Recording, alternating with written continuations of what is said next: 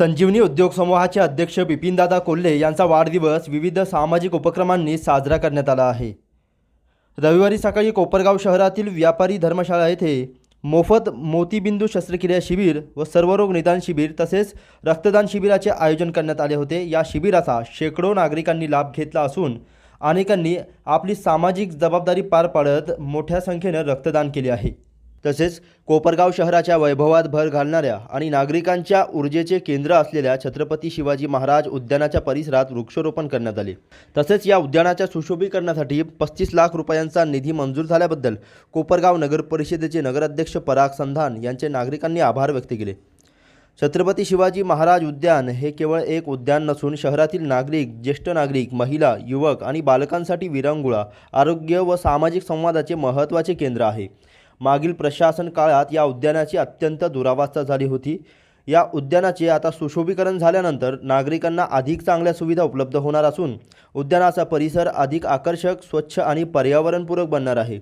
माजी आमदार स्नेहलता कोल्हे, आमदार विवेक कोल्हे यांच्या मार्गदर्शनाखाली नगरसेवक प्रसाद आढाव व सोनल अजमेरे यांनी प्रभागाच्या विकासासाठी नागरिकांना दिलेले शब्द पूर्ण करण्यासाठी हे महत्त्वाचे पाऊल ठरणार आहे। यावेळी नगरसेवक प्रसाद आढाव, सोनल अजमेरे, डॉक्टर अमोल अजमेरे, संजय जगदाळे, श्रीकांत राठी, दत्तोबा जोरवेकर, राहुल अजमेरे, शीतल अजमेरे, परेश आढाव, सलीम अत्तार, राकेश काले, समीर गवळी, इलियास शेख, सलमान कुरेशी, शैलेश नागरे, रोहित कनगरे, अक्षत अजमेरे, रवींद्र लचुरे, अमोल बागुल, अर्जुन माकोने, स्वराज सूर्यवंशी, अनिकेत रोडे, चैतन्य जगदाळे, तौहीद कच्छी, सुनीता जगदाळे, सुनीता मखीजा, दीपा काळवागे, कीर्ती पोरवाल, भुसारी बाबी आदींसह स्थानिक नागरिक उपस्थित होते। प्रथमतः सर्व नागरिकांना योग दिनाच्या हार्दिक शुभेच्छा। आज आमचे मार्गदर्शक संजीवनी उद्योग समूहाचे अध्यक्ष माननीय बिपिनदादा कोल्हे यांचाही वाढदिवस आहे। त्यानिमित्त आमच्या सर्वांच्या वतीने दादांना खूप खूप आरोग्यदायी शुभेच्छा। दादांच्या वाढदिवसानिमित्त आज शहरात विविध कार्यक्रम चालू आहेत। सकाळी बऱ्याच ठिकाणी योगाचे कार्यक्रम झाले, त्यानंतर व्यापारी धर्मशाळेत सर्वरोग निदान शिबिर चालू आहे, ब्लड डोनेशन कॅम्प चालू आहे, तसेच बऱ्याच ठिकाणी वृक्षारोपण आणि इतरही कार्यक्रम चालू आहे। कारण आपण जर बघितलं तर आदरणीय दादांचा वाढदिवस काही वर्षांपासून ते स्वतः वाढदिवसाला हार, फुलं किंवा शॉल काही घेत नाही। त्यांचं एकच म्हणणं असतं की समाज उपयोगी वस्तू ज्या विद्यार्थ्यांना उपयोग येतील त्या द्या, आणि ते स्वतःही दरवर्षी 1 लाख वह्या स्वतःच्या तर्फे वाटत असतात। त्याचंही उद्यापासून वाटप होणार आहे। हजारो झाडं दादांनी लावलेले आहेत तालुक्यात, आणि त्यांचीच प्रेरणा घेऊन आज आम्ही हे वृक्षारोपण केलेलं आहे। आज आपण शहरामध्ये 4 गार्डन प्रामुख्याने डेव्हलप करणार आहोत। त्यात शिवाजीनगरचं गार्डन असेल, साई सिटीमध्ये नमो गार्डन करतो आहे, नंतर धारणगाव रोडला एक गार्डन आहे ते करतोय, श्रद्धानगरीतलं गार्डन, असे विविध गार्डन करतो आहोत, सावरकर गार्डन, असे विविध गार्डन आपण लवकरच काम चालू करत आहे। या गार्डनसाठी साधारण 35 लाख रुपये निधी उपलब्ध केलेला आहे। लवकरच त्याचं काम चालू करणार आहे, कारण ज्यावेळी सत्ता परत झाली त्यानंतर आमचे नगरसेवक डॉक्टर अजमेरे असतील, अजमेरे भाभी, श्री आढाव यांनी स्वतः लक्ष देऊन ह्या गार्डनवर काम चालू केलेलं आहे।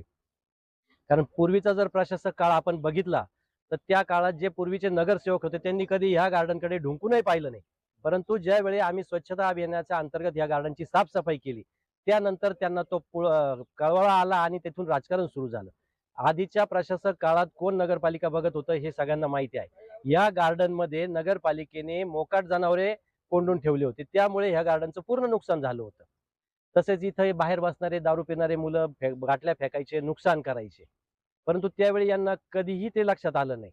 4 वर्ष किंवा त्याच्या आधी ज्यांची सत्ता होती त्यांनी कधी या गार्डनकडे पाहिलं नाही, परंतु आम्ही जो शब्द दिलेला आहे की शहरातले जे उद्यानं आहे ते डेव्हलप करायचे, ओपन स्पेस डेव्हलप करायचे, स्वच्छता करायची आहे, जेंट्स आणि महिलांसाठी स्वच्छतागृह द्यायचे, ही सर्व कामे आम्ही चालू केलेली आहे आणि लवकरच जे शब्द दिले ते पूर्ण करणार आहोत।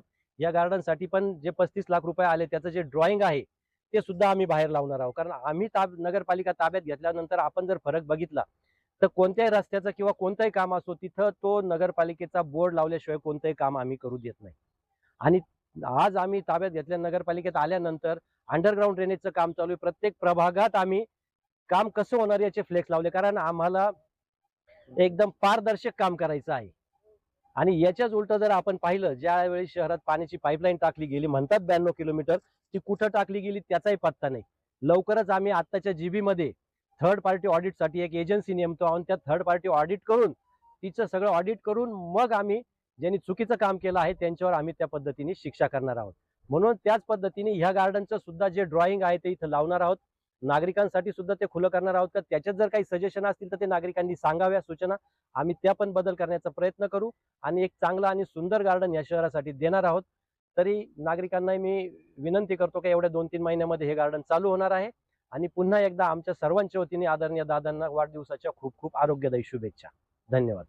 शहरामधील अत्यंत मध्यवर्ती ठिकाणी असलेल्या प्रभाग क्रमांक 7 मधील छत्रपती शिवाजी महाराज उद्यानामध्ये आज आपण उभे आहोत. आणि कोपरगावचे ज्यावेळेस सत्तांतर झालं आणि नवीन नगरपालिका, नवीन कार्याध्यक्ष, नगराध्यक्ष या खुर्चीवर आले आणि त्यांनी दिलेल्या शब्दाप्रमाणे या 100 दिवसामध्ये प्रभाग क्रमांक 7 मधील हे छत्रपती शिवाजी महाराज उद्यानाचा कायापालट करण्याचा निर्णय आपले नगरसेवक माननीय प्रसादजी आढाव आणि नगरसेविका माझे धर्मपत्नी सोनल अजमेरे यांनी बोलून दाखवला होता. आज मला या प्रभागातला नागरिक म्हणून आणि या प्रभागातला रहिवासी म्हणून ज्या जागेमध्ये जनावरांना, गुरांना कोंडण्यात आलं होतं त्या जागेमध्ये आज इथे ज्येष्ठ नागरिक, लहान मुलं आणि महिलांसाठी इतकं सुंदर असं गार्डन डेव्हलप होत आहे हे बघून खूप मनाला आनंद होत आहे. आणि या दोन्ही नगरसेवकांचा हा कार्यकाळ आणि ही कामाची जिद्द बघून या प्रभागातील रहिवाशांच्या वतीने मी त्यांचे खूप खूप आभार मानतो. आणि लवकरच माननीय अध्यक्ष साहेबांच्या कार्यकुशल नेतृत्वाखाली आणि या दोन्ही नगरसेवकांच्या कार्यदक्षतेखाली हे गार्डन आपल्या सर्वांसाठी खुले होणार आहे. आणि या गार्डनचा या भागातील रहिवाशांसाठी एक खूप चांगल्या प्रकारे उपयोग होणार आहे. या दोन्ही नगरसेवकांनी जो शब्द दिला होता की सत्तेत आल्यानंतर आपण लगेच हे काम मार्गी लावू, त्यांची ही धडपड आणि त्यांच्या कामाची जिद्द बघून यांनी इथलं वातावरण बघून अतिशय समाधान वाटत आहे. आणि अतिशय चांगल्या पद्धतीने हे गार्डन डेव्हलप होईल असा मला या प्रभागातला रहिवासी म्हणून खूप आनंद वाटतो. आणि मला निश्चित खात्री आहे की लवकरच हे गार्डन सुरू होईल आणि सर्वांना याचा आनंद घेता येईल. धन्यवाद.